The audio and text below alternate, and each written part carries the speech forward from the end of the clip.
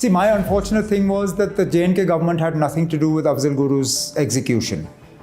Otherwise, you would have had to do it with the permission of the state government, which I can tell you in no uncertain terms would not have been forthcoming. मैं पूछना चाहता हूं उमर अब्दुल्ला साहब से कि अफजाल गुरु का फांसी नहीं होनी चाहिए थी, क्या उन्हें सार्वजनिक रूप से माला पहनाया जाना चाहिए, क्या किया जाना चाहिए? इस सवाल का मैं आपसे जवाब चाहता हूं। जम्मू कश्मीर के पूर्व मुख्यमंत्री उमर अब्दुल्ला का एक बयान सोशल मीडिया पर खूब वायरल हो रहा है। वीडियो में वो अफजल गुरु पर बात कर रहे हैं। उमर का कहना है कि मामला हमारे हाथ के बाहर था, वरना अफजल की फांसी को रुकवा देते। अब बीजेपी नेता उमर अब्दुल्ला के साथ साथ कांग्रेस वालों को भी सुना रहे हैं। मामले पर रक्षा मंत्री राजनाथ सिंह का बयान भी आया है। सबसे पहले आपको ANI पॉडकास्ट में उमर अब्दुल्ला का दिया हुआ वो बयान सुनवाते हैं जिसे लेकर इतना बवाल मचा हुआ है। See, my unfortunate thing was that the J&K government had nothing to do with Afzal Guru's execution. Otherwise, you would have had to do it with the permission of the state government, which I can tell you in no uncertain terms would not have been forthcoming. Why? It wouldn't have. We wouldn't have done it. I don't believe that any purpose was served by executing him. I don't. Because I don't believe in the infallibility of the system of the courts.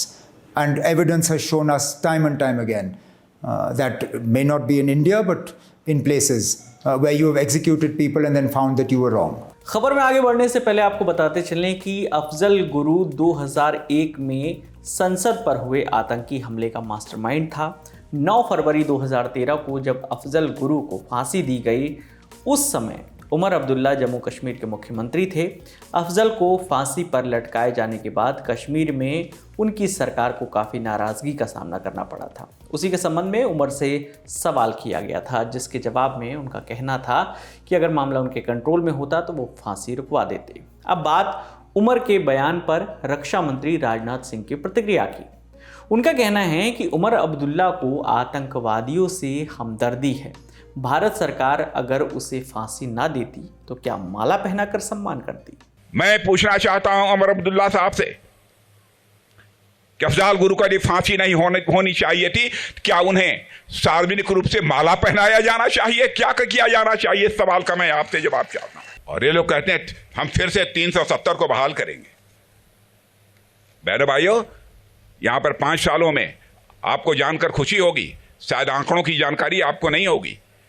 40,000 की भर्तियां हम लोगों ने की है, 40,000 की भर्तियां की हैं। बहनों भाइयों, यहां भी सरकार बनाइए। यहां के विकास को देखकर POK के लोग कहेंगे कि अब हम पाकिस्तान के साथ नहीं रहना चाहते, हम भारत के साथ जाना चाहते हैं। वहीं केंद्रीय मंत्री नित्यानंद राय का कहना है कि ये पूरी तरह देश विरोधी बयान है। कांग्रेस भी इसके साथ है। कांग्रेस और उमर दोनों एक जैसे ही हैं। अफजल गुरु और याकूब घोर आतंकवादी जो देश की अस्मिता पर प्रहार कर रहा था, वैसे आतंकवादियों के फेवर में बोलना यह देश विरोधी बयान है उनका। और यह कांग्रेस वैसे देश विरोधी बयानों के साथ है। यानी कि आज उमर अब्दुल्ला और कांग्रेस में कोई फर्क नहीं है। दोनों कांग्रेस और उमर अब्दुल्ला दोनों भारत के आतंकवादियों के सपोर्ट में बोल रहे हैं। इसको देश और कश्मीर नहीं बर्दाश्त करे। वहीं बीजेपी नेता मनोज तिवारी ने कहा कि उमर अब्दुल्ला का ये बयान सुप्रीम कोर्ट को चुनौती है और ऐसे नेता के साथ राहुल गांधी ने समझौता किया है। उमर अब्दुल्ला जी का ये बयान सीधे सीधे सुप्रीम कोर्ट को चुनौती है। अफजल को फांसी मिली और किस लिए मिली? उसने संसद पे हमला करवाया। क्या राहुल गांधी इसीलिए उमर अब्दुल्ला की पार्टी से समझौता किए हैं कि वो अफजल जैसे आतंकवादियों का समर्थन करें? मुझे लगता है कि ये बयान बहुत ही विवादास्पद है और देश की कानून व्यवस्था को चुनौती देने वाला है। एक तरफ बीजेपी लगातार उमर अब्दुल्ला और कांग्रेस पर वार कर रही है, तो वहीं दूसरी ओर कांग्रेस मामले पर बयान देने से बच रही है। उमर अब्दुल्ला जी की टिप्पणी पर मैं क्यों कुछ जवाब दूं?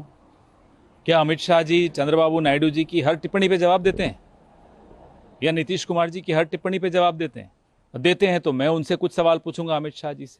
मुस्लिम आरक्षण पे चंद्रबाबू नायडू जी ने कुछ कहा है, उस पर वो जवाब दें, मंगवाएं जवाब उनसे, अमित शाह से। जम्मू कश्मीर का इस बार का विधानसभा चुनाव एक लिहाज से ऐतिहासिक है। अनुच्छेद 370 के हटाए जाने के बाद ये पहला विधानसभा चुनाव होगा। 3 चरणों में वोटिंग होगी, 18 सितंबर, 25 सितंबर और 1 अक्टूबर। पहले फेज में 24 सीटों पर, दूसरे फेज में 26 और तीसरे फेज में 40 सीटों पर मतदान होगा। गिनती और नतीजे 8 अक्टूबर को आएंगे। इस पूरी मामले पर आपकी जो भी राय है आप हमें कमेंट सेक्शन में ज़रूर बताइएगा। आपके लिए तमाम जानकारी लेकर आई थी हमारी साथी विभावरी। मेरा नाम है विकास वर्मा। देखते रहिए दी लर्निंग टॉप। शुक्रिया।